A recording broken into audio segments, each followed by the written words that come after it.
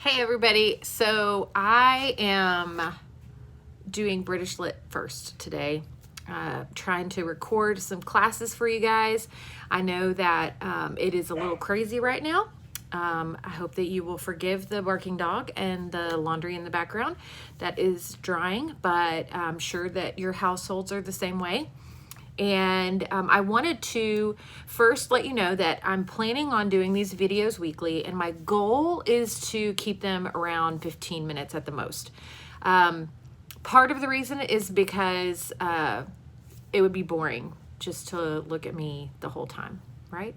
I also know that a lot of our class is about discussion, and because we really don't have the ability to be there and do that, obviously this will be a little bit shorter. Now, with that being said, I am going to encourage in a couple of my assignments over the next few weeks some connecting with each other so that you guys can work together, whether it's through your Gmail account and Google Docs, or whether it is through FaceTime, or whatever it is that you use. So let's get started. I emailed yesterday and explained that we will have some classwork that you guys are going to do while you're watching the video.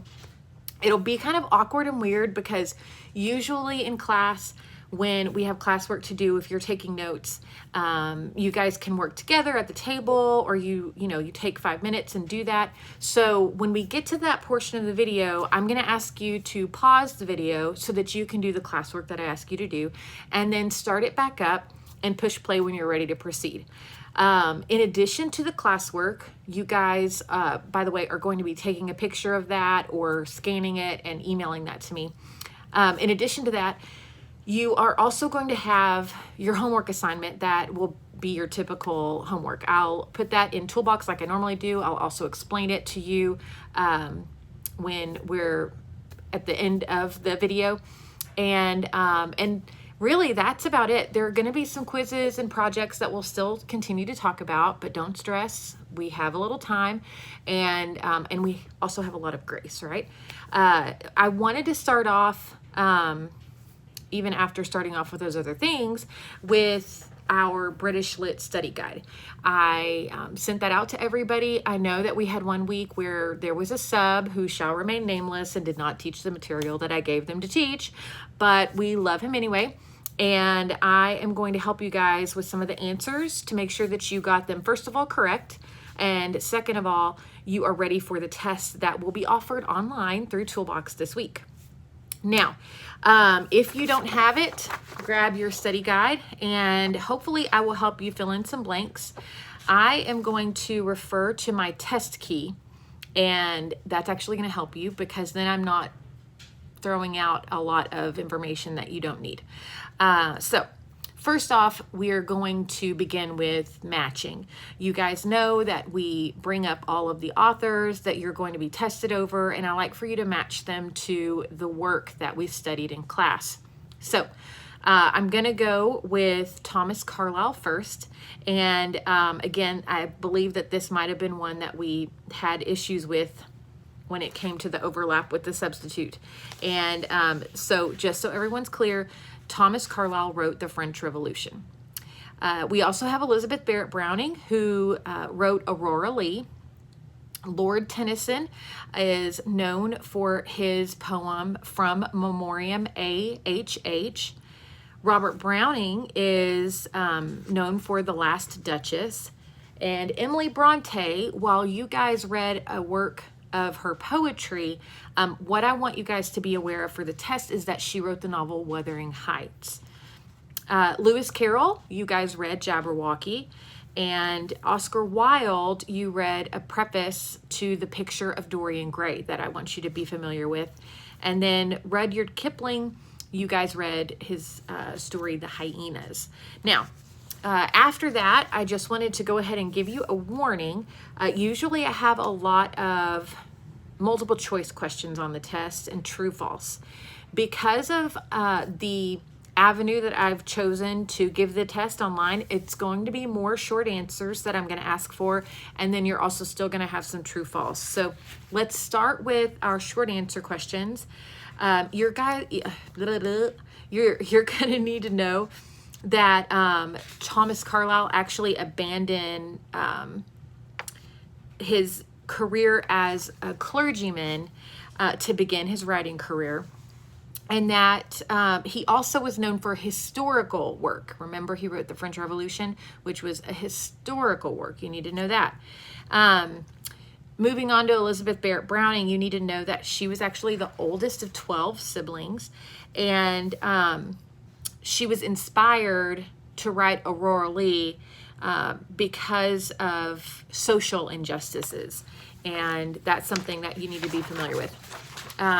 You also, when it comes to Tennyson, you need to know that his poem was written about his best friend as a child named Arthur Hallam. Arthur Hallam. It's important that you know his name. And then when we move on to The Last Duchess, you should know that in that story, it is The Last Duchess is referring to a new wife. And in the poem, you see the new wife actually touring their new house and looking at a portrait of the previous wife or the last wife. Hopefully you guys remember that from reading it, but I just want to refresh your memory. When it comes to Robert Browning and his elopement with Elizabeth, one of the things I find fascinating and would like for you to know for the test is that they actually had to flee England and elope to Europe, and they ended up in Italy. Okay, they ended up in Italy. So when it comes to Emily Bronte, her novel Wuthering Heights is actually the first recognized Gothic novel. I'm going to emphasize the word Gothic novel. She had two other sisters that were also authors, and that's important for you to know. I do not ask you to know their names. You just need to know that two of her sisters were also writers. Lewis Carroll, moving on to him, he was a mathematician, a professional mathematician before he ever started writing. And his most famous novel, the one that he's known for, is Alice in Wonderland. Then Oscar Wilde, just so you know, he actually created the term aesthetic. Now, I will tell you that this is a short answer, and therefore you will have to spell it out. I can phonetically figure out if you're trying to spell the word aesthetic or not, but I'm going to spell it for you just in case, all right? It's AESTHETIC.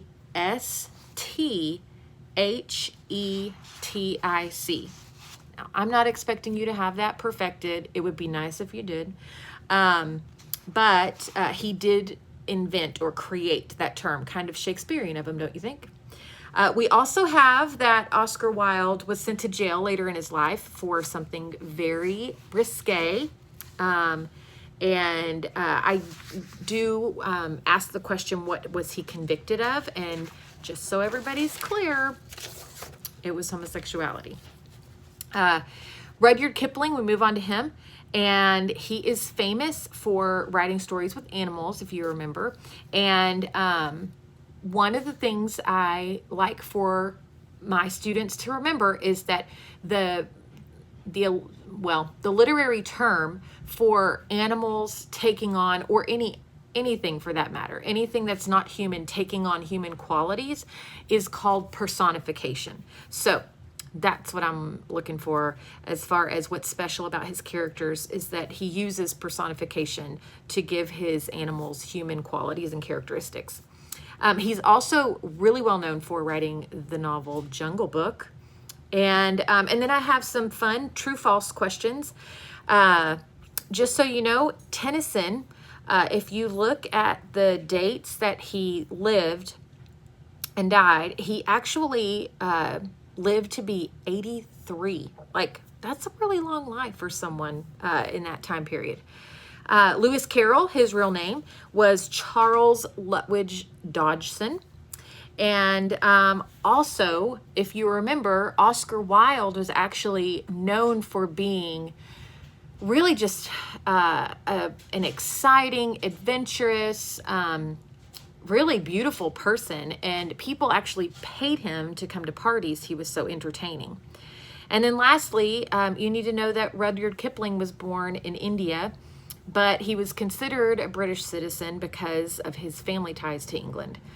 When it comes to your test, at the very end of your test, you will have a short, or not, sorry, it's a long answer question. It's kind of like a one paragraph, 5 to 8 sentences type of question that is going to ask you about your favorite and least favorite authors. Come into that question with an answer that actually has some backbone. I want you guys to be honest, but I also want you to support your ideas and thoughts with examples. And so just be aware of that. Now, study guide out of the way.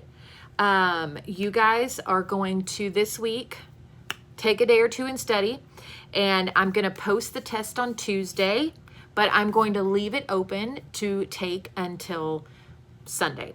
Now, it's up to you when you go and take it. Just know that it is not open note or open book.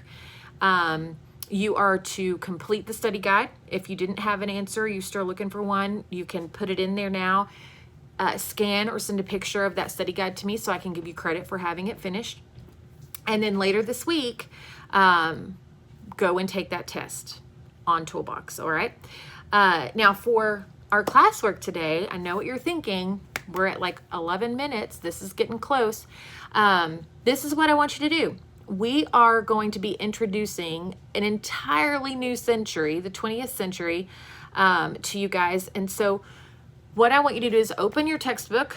I know it's that big gargantuan textbook. And I want you to go to the table of contents and find where the 20th century begins. And when you get there, I want you to peruse that section, gloss over it, and write down 10 facts, things that maybe you didn't know that happened or that impacted literature in the 20th century. Now, what you're going to do is you are going to take your finger and you're going to hit the pause button right now.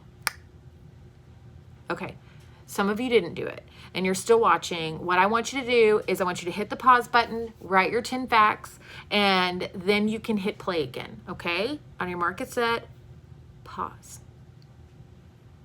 All right, so the cool thing is I'm not pausing. I'm going to keep going. And what I want you to do after that is I want you to go to your table of contents and I want you to find William Butler Yeats. Now, when you find his biography or the section that is all about him in the textbook, I want you to read that section about William Butler Yeats, that's Y-E-A-T-S, and I want you to write down underneath your 10 facts about the 20th century, I want you to write down 5 facts about William, okay? So, after you're done with that, then you're going to push play, but for now, I want you to click pause and write your facts down. Really hit pause. Okay. All right. So you must have finished all of your facts, right? Yeah, you did. I know it. I feel it. You have one more author you're going to look up real quick. I want you to look up Virginia Woolf. Now, the cool thing about Virginia's name is that her last name is spelled with 2 O's. So it's W-O-O-L-F. And it makes me feel very British to say it with the extra O. I want you to find Virginia Woolf in the table of contents, and I want you to read her biography, and I would like 5 facts about her now. Now, the key to these facts, you should have 20 in total, 10 about the 20th century, 5 about William Butler Yeats, and 5 about Virginia Woolf. I want you to scan or take a picture of that. You could have typed them if you wanted to and email it to me, but that's going to be a classwork grade for you. You guys know that you love me for these because it means if you participate and you turn these in, you get a 100. And those 100s look really pretty in your grade book. Now, after that, you are going to have some homework this week. Now, you're going to go into Toolbox and you're going to look in assignments and you're going to open up the tab or click the link for this week's homework, and you're going to see that you're going to read a few things and answer some questions. So this week may seem like a lot. I'm not going to say I'm sorry because what else are you going to do? You're going to complete the study guide, you're going to take the test, you're going to read the assignments, and then you're going to answer the questions. You have all day Monday until the end of the day to email me or scan or text or whatever it is, a picture of your homework. And then next week you can look forward to another great video with Callie Matthews in British literature. It's really not about me. It's all about these authors. I can't wait to talk to you next week about William Butler Yeats and Virginia Woolf. As you guys turn in your tests and take those online, you guys will be able to see your grades. Don't worry, I'm going to try and hopefully successfully keep up with all of those grades in the gradebook. But if you have any questions at all, please feel free to email me. You guys can reach me through Toolbox. You can email my account that I have listed in your syllabus. And for those of you that would rather text me, you guys should have those digits. I'm not going to post them on YouTube. I hope that you guys have a really great week and that you're connecting with each other.